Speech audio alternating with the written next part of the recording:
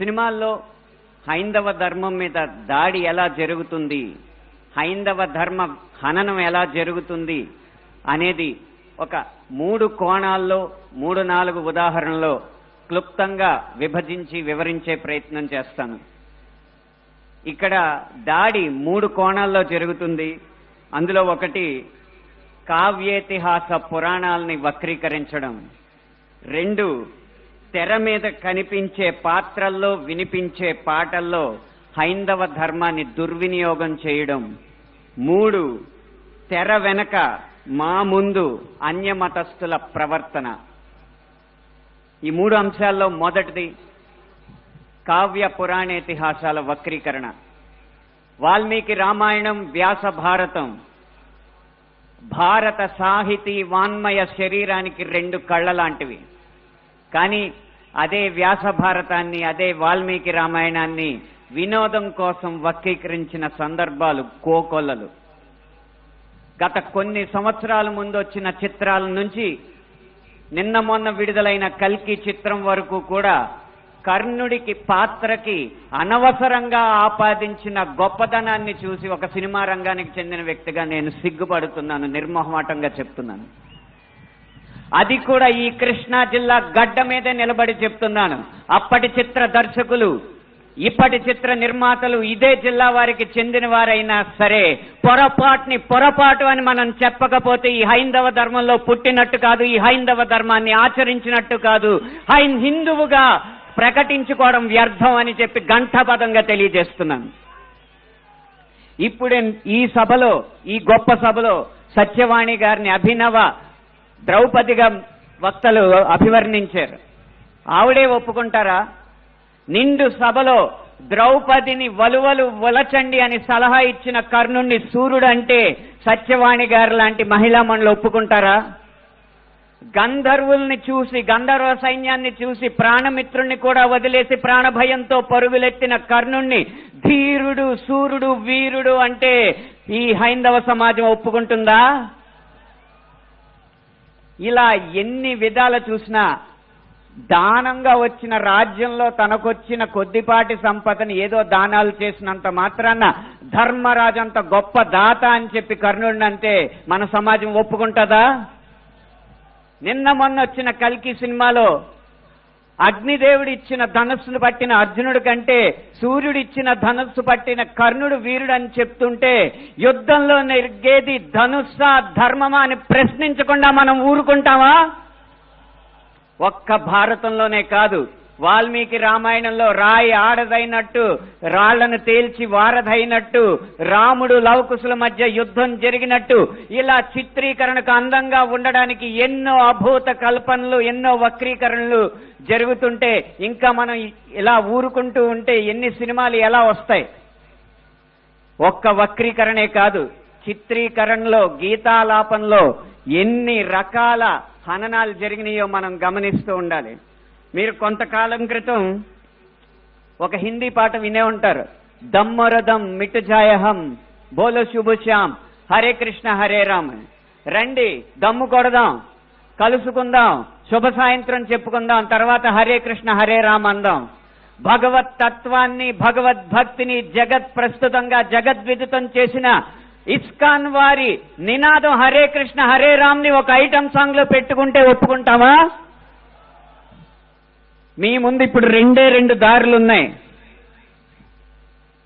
కాళీ అన్న cinema documentary పోస్టర్లో Kalika Mata cigarette కాలుస్తుంటూ ఒక పోస్టర్ వేస్తే మన ముందు 2 దారులు ఉన్నాయి. ఒకటి నిమ్మకు నీరెత్తినట్టు కూర్చోవడం, 2 నిగ్గదీసి నిలదీయడం. మీ దారి 1 2? పీకే అన్న సినిమాలో రాయి మీద పాన్ పరాగ్ ఊసి అదే శివలింగం అని చెప్పి వెటకారం చేసి అన్య మతస్థుల మందిరాల్లోకి మాత్రం వెళ్లకుండా వాళ్ళు తరిమి కొట్టినట్టు తెలివిగా తప్పించుకున్నారు. అప్పుడు మన ముందు 2 దారులు ఉన్నాయి, నిమ్మకు నీరెట్టినట్టు నుంచోవడం, నిగ్గదీసి నిలదీయడం. మీ దారి 1 2? కాస్మిక్ సెక్స్ అన్న సినిమాలో ఇంత అద్భుతమైన పీఠాధిపతుల ఆహార్యాన్ని అనుకరించి గురువులు పీఠాధిపతులు వచ్చిన శిష్యురాలతో శృంగార కార్యకలాపాలు చేస్తున్నట్టు చూపెడుతున్నారు. మీ ముందు రెండే దారులు ఉన్నాయి. ఒకటి నిమ్మకు నీరెత్తినట్టు కూర్చోవడం, రెండు నిగ్గదీసి నిలదీయడం. మీ ఆప్షన్ ఒకటా రెండా? ఎంఎఫ్ హుసేన్ లాంటి చిత్ర దర్శకుడు, చిత్రకారుడు సరస్వతి దుర్గా మాతల బొమ్మల్ని అశ్లీలంగా వేసినప్పుడు వారి కోవలోనే అక్రమ్ హుసేన్ అనే చిత్రకారుడు కృష్ణుణ్ణి బార్లో ఉంచి గోపికల్ని బికినీల్లో చిత్రించినప్పుడు మన ముందున్న దారులు రెండే రెండు. ఒకటి నిమ్మకు నీరెత్తినట్టు కూర్చోవడం, రెండు నిగ్గదీసి నిలదీయడం. మీ దారి ఒకటా రెండా? ఛత్రపతి శివాజీ తర్వాత అంత గొప్ప మరాఠా యోధుడు బాజీరావుని బాజీరావు మస్తానీగా ప్రేమ పిచ్చోడుగా చిత్రీకరించినప్పుడు మన ముందు రెండే రెండు దారులు ఉన్నాయి. ఒకటి నిమ్మకు నీరెత్తినట్టు కూర్చోవడం, రెండు నిగ్గదీసి నిలదీయడం. మీ దారి ఒకటా రెండా? ఇలా ఇన్ని విధాలుగా హననం జరుగుతుంటే ఇంకా మనం నిశ్శబ్దంగా కూర్చుంటే అది మన హైందవ సమాజానికే కళంకం అని నేను మనస్ఫూర్తిగా తెలియజేస్తున్నాను. పాటని ఎలా ఉపయోగించచ్చో, అదే హరే కృష్ణ హరే రామ్ని ఎలా ఉపయోగించచ్చో సీతారాం శాస్త్రి గారు మనకు తెలియజేశారు. హరే రామ హరే కృష్ణ కృష్ణ కృష్ణ హరే హరే. రామున్నైనా కృష్ణున్నైనా కీర్తిస్తూ కూర్చుంటామా, వాళ్ళేం సాధించారో కొంచెం గుర్తిద్దాం మిత్రమా. సంద్రం కూడా స్తంభించేలా మన సత్తా చూపిద్దామా, సంగ్రామంలో గీతా పాఠం తెలుపమా. ఇది పాట రాయడం అంటే, ఇది పాట ద్వారా సమాజ హితం కోరడం అంటే, ఇది పాట ద్వారా మార్పు తీసుకురావడం అంటే, ఇది పాట ద్వారా ఉత్సాహం రేకెత్తడం అంటే, ఉద్వేగం రేకెత్తడం అంటే, ఉత్తేజితుల్ని చేయడం అంటే. ఈ దారిలో మాలాంటి పాటల రచయితలు అందరూ నడవాలని నేను కోరుకుంటున్నా. ఇక ఆఖరి అంశం మాకు వ్యక్తిగతంగా జరిగేది, తెర వెనక సినిమాల్లో అన్య మతస్థులు చేసేది ఒక్క అనుభవం చెప్పి మీకు ముగిస్తాను. ఒక సినిమా పాట రాయడానికి నేను ఒక సంగీత దర్శకుడి దగ్గరికి వెళితే ఆ పాటలో బ్రహ్మాండ నాయకుడు అన్న హిందూ పదం ఉందని చెప్పి ఆ పాట చేయనన్నాడు. నువ్వు ఒక్క హిందూ పదం ఉందని చెప్పి పాట చేయనన్నావు కాబట్టి జీవితాంతం నువ్వు చేసిన ఏ పాటకి నేను రాయనని చెప్పి ప్రతిజ్ఞ చేసి 15 సంవత్సరాలుగా ఆ వ్యక్తికి నేను పాట రాయలేదు. అలాగే ఒక పక్క రాష్ట్రం సంగీత దర్శకుడు వెళ్ళగానే దర్శక నిర్మాతలతో తిరుపతి ఆలయ విధానాలని విమర్శిస్తూ ఉంటే వాళ్ళు మిన్నక కూర్చుంటారు. ఎందుకంటే వాళ్ళకి మార్కెట్ ఉంది కాబట్టి. ఇదే మనం గీత గీయాలి కింద. సినిమా అనేది నేను ముందు చెప్పినట్టు వ్యాపారాత్మకమైన కళాత్మకమైన వ్యాపారం కాబట్టి ఆ వ్యాపారాన్ని సినిమాకి లేకుండా చెయ్యాలంటే హిందూ ధర్మాన్ని హననం చేసే సినిమాలని, హిందూ ధర్మంపై దాడి చేసే సినిమాలని ప్రభుత్వం బహిష్కరించకంటే ముందు మనం తిరస్కరించాలి.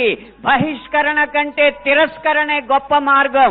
ముందు మనం తిరస్కరిద్దాం. వాటికి వ్యాపారం రాదు, డబ్బులు రావు. డబ్బులు రాకపోతే ఏ నిర్మాత వచ్చి హిందూ ధర్మాన్ని హననం చేసే సినిమా తీస్తాడో మనం చూద్దాం. భం భం భం భం భళా భళా మోగిందిర శంఖారావం, ఇది హైందవ శంఖారావం. హిందూ బంధువులందరొక్కటై ముందుకే గమని భావం, ముందు చూపాలి ప్రభావం. 3 నిమిషాల ఈ పాట రాసే అవకాశాన్ని, 5 నిమిషాల ఈ ప్రసంగం చేసే అవకాశాన్ని నాకు ఇచ్చిన ఈ నిర్వాహకులకి వేవేల పాదాభివందనాలు తెలియజేసుకుంటూ జై హింద్, జై శ్రీరామ్.